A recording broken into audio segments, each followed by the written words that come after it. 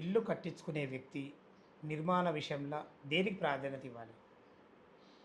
దేనికి ప్రాధాన్యత ఇవ్వాలంటే వాళ్ళు ఫస్ట్ చూస్ చేసుకునే బిల్డర్ని దానికే ప్రాధాన్యత ఇవ్వాలి. ఎందుకంటే ప్రీవియస్గా అతను చేసింది ఏంది, ఎన్ని కట్టాడు, ఎలా కట్టించాడు, ఆ కస్టమర్ సాటిస్ఫాక్షన్ ఉన్నాడా లేడా, ఇవన్నీ చూసుకోవాల్సినది ఇదే మెయిన్ ప్రాధాన్యత.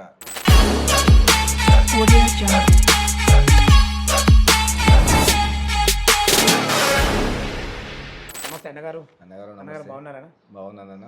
చాలామంది మా వ్యూవర్స్ వాళ్ళ దగ్గర ప్లాట్ ఉంటే ఏ బిల్డర్తోని ఇల్లు కట్టించుకుంటే బాగుంటుందని అడుగుతున్నారు. దాని ప్రకారంగా మీరు నాకు గుర్తొచ్చారు. ఎందుకంటే గతంలో కూడా చాలామందిని మీకు ఈ విధంగా ఇవ్వడం జరిగింది. ఫోన్ చేస్తే మీరు మాత్రం ఎక్కడ కూడా అజాగ్రత్త చేయకుండా మంచి సర్వీస్ అందించారన్న. చాలా బాగుంది. ఈ విషయంలో మీకు ధన్యవాదములు. ఇల్లు కట్టించుకునే వారికి చాలా రకాల డౌట్స్ ఉంటాయి. అలాంటి డౌట్స్ అన్ని ఈరోజు మీ నుంచి అడిగి తెలుసుకుందామని వచ్చాను. ఎందుకంటే చాలా అనుభవం ఉంది, మంచి ఓపికలో మనిషి. ఈ విషయం మరొకసారి ఎందుకంటున్నానంటే మీ వద్దకు ఇంతకుముందు పంపించాను, చాలా మంచిగా సర్వీస్ ఇచ్చిండ్రు.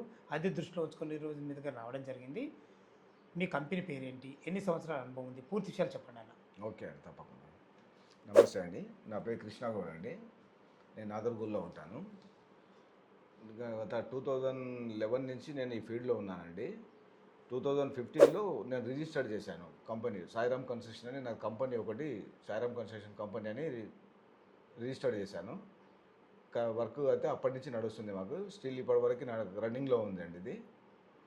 మేము చిన్న బడ్జెట్ నుంచి మిడిల్ బడ్జెట్, హై బడ్జెట్, అన్ని రకాల బడ్జెట్లో హౌసెస్ కడుతున్నాము.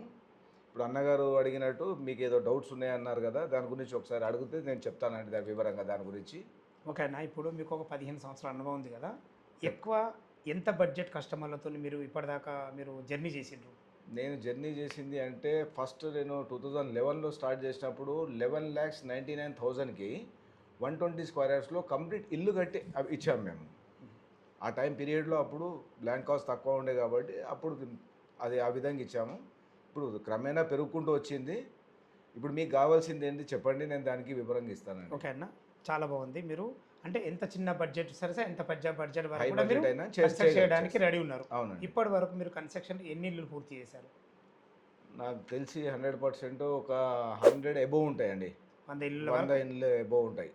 మా ఛానల్లో ఉన్నాయి అన్నగారు. మీ ఛానల్ ఆల్రెడీ నాకు చాలా ఉన్నాయి. చాలా సంతోషం.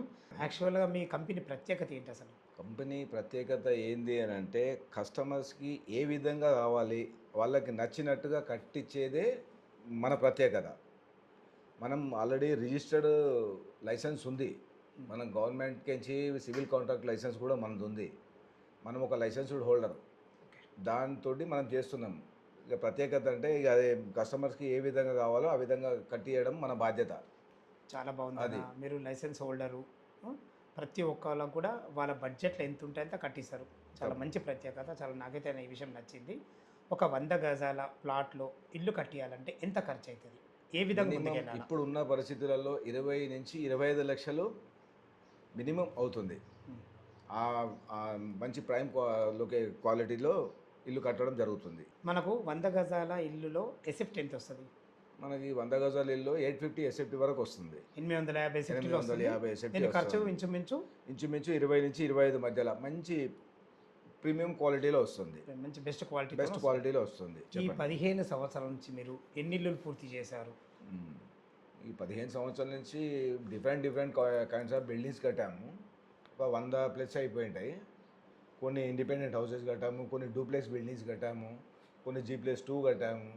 ఇప్పుడు ప్రస్తుతానికైతే G+5 నడుస్తున్నది. ఆదిబట్ల ఏరియా ప్రైమ్ లొకేషన్ ఉంది ఇప్పుడు అక్కడ. ఇప్పుడు ఆల్రెడీ మొన్న 2 బిల్డింగ్స్ కంప్లీట్ అయినాయి. ఇప్పుడు 2 బిల్డింగ్లు స్టార్టింగ్ వర్క్లు అండర్ కన్స్ట్రక్షన్లో ఉన్నాయి. ఇంకొకటి ఎల్లుండి ఇంకా 1 వీక్ లోపల భూమి పూజ చేసేది ఉంది. అది కూడా ఒక 5 ఫ్లోర్స్ ఉంటుంది అది కూడా. ఓకే, అంటే డిఫరెంట్ 100 గజాల నుంచి కూడా ఏ రకమైన బిల్డింగ్ కూడా కట్టేయడానికి సిద్ధంగా. చాలా బాగుందన్న. ఒక 100 గజాల ప్లాట్లో ఇల్లు కట్టాలంటే ఎంత ఖర్చు అవుతుంది, ఎంత సేఫ్టీ వస్తుంది? 100 గజాల బిల్డింగ్కి అంటే 100 గజాల దానికంటే ఒక 850 ఎస్ఎఫ్టీ వస్తుంది. 850 2 BHK పోర్షన్ వస్తుంది. దీనికి మనకు అప్రాక్సిమేట్లీ ఖర్చు ఎంత వస్తుంది?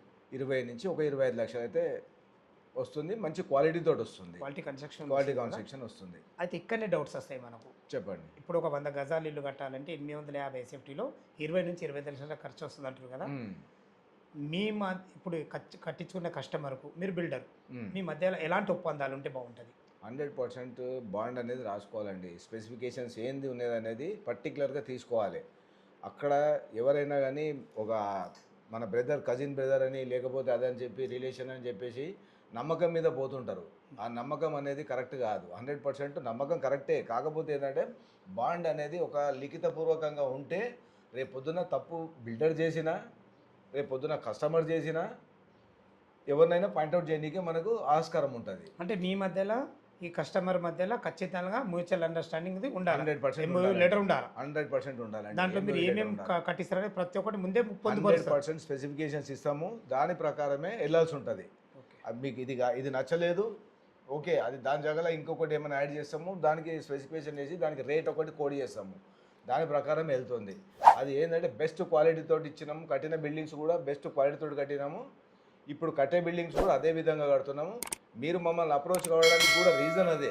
ఎందుకంటే మీరు ఇచ్చిన బిల్డింగ్స్ నేను ఆల్రెడీ చేసి చూపించాను కాబట్టి. దాని విషయంలో నాకు ఎలాంటి డౌట్ లేదు. ఇంకో విషయం ఏంటంటే ఇప్పుడు 2026 నడుస్తుంది కదా, మనకు ఫర్ సేఫ్టీ రేట్ ఏం నడుస్తుంది ఇప్పుడు? ఇప్పుడు ఇండిపెండెంట్ హౌసెస్కి ఒక రేట్ ఉంటుంది, ఇప్పుడు హాస్టల్ బిల్డింగ్స్కి ఒక రేట్ ఉంటుంది. ఇప్పుడు దీన్ని కంపేర్ చేయలేదు. ఇండిపెండెంట్ హౌసే తీసుకోండి. ఇండిపెండెంట్ హౌసెస్ అంటే మనకి ఒక 2000 రూపీస్ మినిమం ఉంది ఇప్పుడు. ఎందుకంటే కాపర్ రేట్ పెరిగిపోయింది. కాపర్ రేట్ ఎక్కడ యూజ్ చేస్తాము మనం? వైర్స్లో కాపర్ యూజ్. ఇప్పుడు ఎందుకంటే 100 రూపీస్ ఉన్న కాపర్ ఇప్పుడు 200 to 300కి వెళ్ళిపోయింది. దానివల్ల రేట్ ఎక్కడ జంప్ అయిపోయింది. ఐరన్, స్టీలు ప్లస్ సిమెంట్స్, ఇప్పుడు శాండ్, ఇవన్నీ ఎవ్రీథింగ్ కాస్ట్ పెరిగినాయి. ఎందుకంటే ట్రావెలింగ్ చార్జెస్. మీరు ఏమంటున్నారంటే ఈ 2026లో 2000 ఫర్ ఎసెప్టీ కట్టిస్తారు కదా, 100%. ఇందులో మెటీరియల్ ఏమేమి చేస్తారు? అంటే సిమెంట్ కానీ, ఇటుక కానీ, ఎలాంటి క్వాలిటీ వాడతారు మీరు? ఏది అయినా సరే, స్టీల్ కానీ బ్రాండే, సిమెంట్ కానీ బ్రాండే, అల్ట్రాటెక్ బ్రాండ్. స్టీల్లో కూడా జైరా స్టీల్ అంటారా, లేదా రాధా టీఎంటీ అంటారా, టాటా అయితే దీనికి కంపేర్ చేయలేము. టాటా డిఫరెంట్ టైప్ ఆఫ్ బిల్డింగ్స్కు యూజ్ చేస్తాం. పెద్ద పెద్ద బిల్డింగ్స్కి అయితే దానికి టాటా యూజ్ చేస్తాము.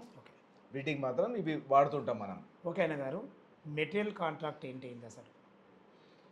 మీరు నచ్చిన మెటీరియల్ అంటే మనం స్పెసిఫికేషన్ ప్రకారము మనం ఒక ఒప్పందం రాసుకుంటాం కాబట్టి ఏదైతే మెటీరియల్ మీకు కావాలి అనుకున్న మెటీరియలే ఇక్కడ యూజ్ చేస్తాం.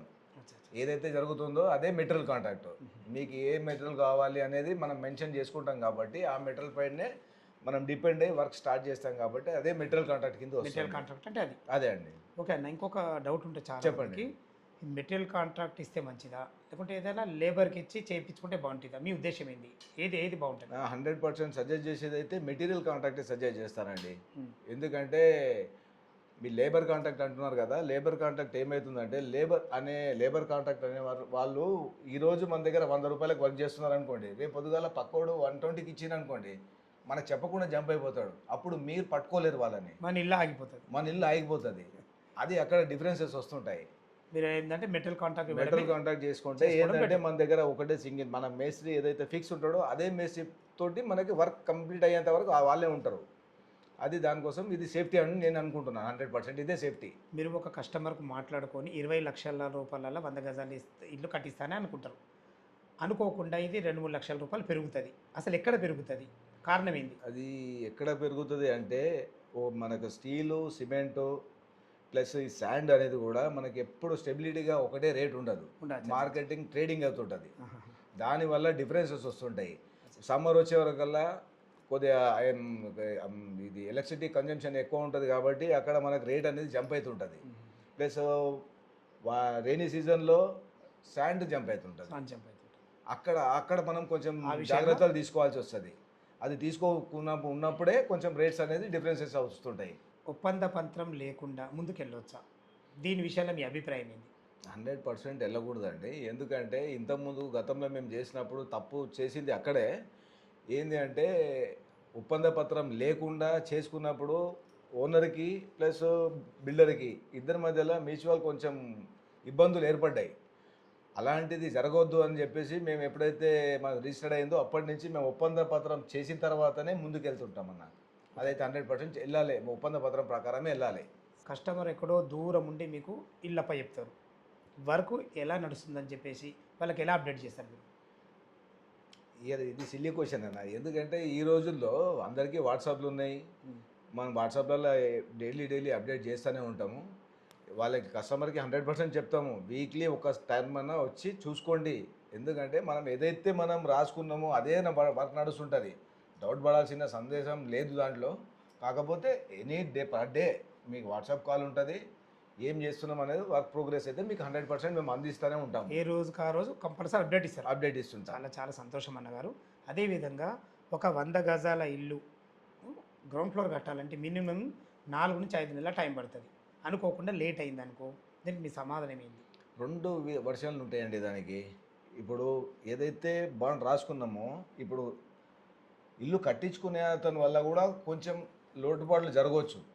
ఏదైనా ఫైనాన్షియల్ ఇష్యూ కానీ, లేకపోతే ఇంకేదైనా ఇష్యూ కానీ, ఒక 1 వీక్ 10 డేస్ 15 డేస్ 1 మంత్ అనేది ఒక గ్రేస్ పీరియడ్ అయితే కంపల్సరీ ఉంటుంది. మా సైడ్ నుంచి కూడా ఒక 1 మంత్ అనేది గ్రేస్ పీరియడ్ అయితే ఉంటుంది. లేబర్ ఊరికి వెళ్ళడమా, లేకపోతే ఇంకేమన్నా కావడమా, ఏదైనా ఒకటి జరుగుతుంటుంది. కాబట్టి ఒక 1 వీక్ 15 డేస్ టు 1 మంత్ అయితే అంతకు మించి తప్ప ఎలాంటి ప్రాబ్లం ఉండదు. ఇప్పటివరకు అయితే జరగలేదు అలాంటిది. ఓకేనా, చాలా బాగుందన్న. ప్రతి ఒక్క విషయం చాలా మంచిగా అందించారు. ఇంకొక లాస్ట్ క్వశ్చన్ ఏంటంటే, చెప్పండి అన్న. ఏదైతే ఇప్పుడు వీళ్ళు కట్టించుకుంటున్నారో వీళ్ళకి బ్యాంక్ లోన్ సాయం కానీ ఇలాంటివి ఏమన్నా మీరు చేస్తారా? 100% చేస్తామన్న. బ్యాంక్ లోన్స్ ఒకవేళ కస్టమర్కి నాకు ఎంత వస్తుంది, మీరు ఒకవేళ మెటల్ కాంట్రాక్ట్ ఇస్తున్నప్పుడు మీ ఫైనాన్షియల్ స్టేటస్ కూడా చూసుకోండి.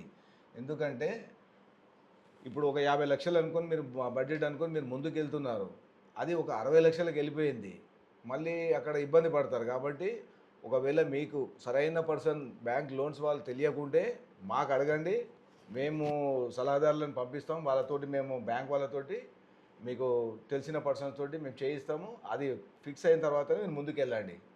ఓకేనా, చాలా బాగుందన్న. ఇప్పుడు పబ్లిక్ లోపల ఉన్న హాట్ టాపిక్ ఏంటంటే, ఇప్పుడు మనం 2000 రూపాయలకు పర్ ఎస్ఫీట్ కట్టిస్తామంటారు. అంత రేట్ ఎందుకు, అంత రేట్ లేదు కదా మార్కెట్లో, తక్కువ రేట్లో కట్టించుకుంటే బాగుంటుందని చాలామందికి ఉంటుంది అపోహ. అలా వెళ్తే ఏం సమస్యలు ఎదురైతే? సమస్యలు అనేది అక్కడ అడిగిన దాంట్లోనే సమస్య ఉందన్న. ఏంటంటే మీరు ఏం అడిగింది, ఇప్పుడు తక్కువ బడ్జెట్లో వెళ్తే తక్కువ బడ్జెట్ ఎక్కువ బడ్జెట్ అని అంటున్నారు కదా. తక్కువ బడ్జెట్లో వెళ్ళినప్పుడు క్వాలిటీ 100% ఎక్కడో ఒక దగ్గర లోపిస్తుంటుంది. 100% మిస్ అవుతుంది. ఎందుకంటే నాకు రూపాయలు ఏంది, నేను నీకు చేయను కదా వర్క్, అక్కడే మిస్టేక్ అవుతుంటుంది. అలాంటిది రానిచ్చుకోకుండా మనం ఫస్ట్ రాసుకునేది దేనికోసము, ఏం పోయి రాసుకుంటాము, స్పెసిఫికేషన్ రాసుకుంటాము, దాని తగ్గట్టే రేటు తీసుకుంటాము.